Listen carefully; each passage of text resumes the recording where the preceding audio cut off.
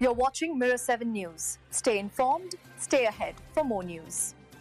The clash between Rayo Vallecano and Barcelona turned into one of those nights where football makes more headlines off the pitch than on it. Barcelona, who once again struggled in Vallecas, only managed to come away with a 1-1 draw, and much of the conversation after the game revolved around the chaotic functioning, or rather malfunctioning, of the VAR system. Before the ball was even kicked, confusion was already present. Referee Mateo Busquets gathered both coaches and explained that the match had to begin without video assistance because communication with the VAR room had failed. By protocol, the fixture could not be delayed. For a while, it seemed as if the problem had been resolved, when the referee signaled around the 12th minute that the VAR was back online. But that sense of order was short-lived.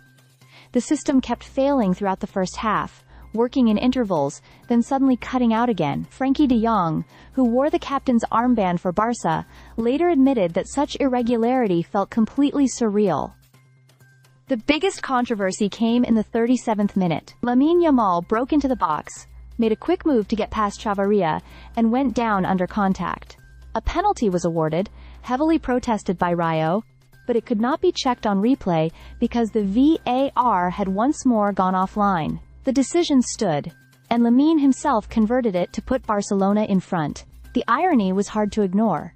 In a league that prides itself on technological precision, a crucial call was left entirely to the referee's judgment without review. From there, the match carried all the flavor that Vallecas usually brings when Barcelona visits. Rayo fought with intensity, Barcelona wasted chances, and Joan Garcia, standing in as Barca's goalkeeper, became the unlikely hero. His saves, particularly a stunning stop early against Rayo, and later interventions in one-on-one situations, were the reason Barcelona avoided defeat. In the second half, Fran Perez found the equalizer for Rayo after constant pressure, and from that point on, it was Garcia who ensured the game ended level. After the final whistle, Frenkie de Jong did not hide his frustration. He admitted the team had played below their level, losing possession far too often, which allowed Rayo to launch repeated counterattacks. But his sharpest criticism was reserved for the VAR.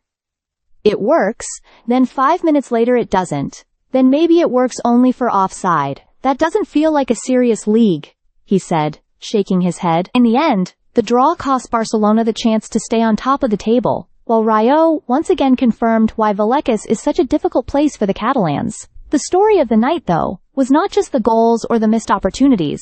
It was the absurd stop-and-go reality of a VAR system that left players, coaches, and fans wondering how such issues can still happen at the highest level of Spanish football. Stay subscribed for more videos.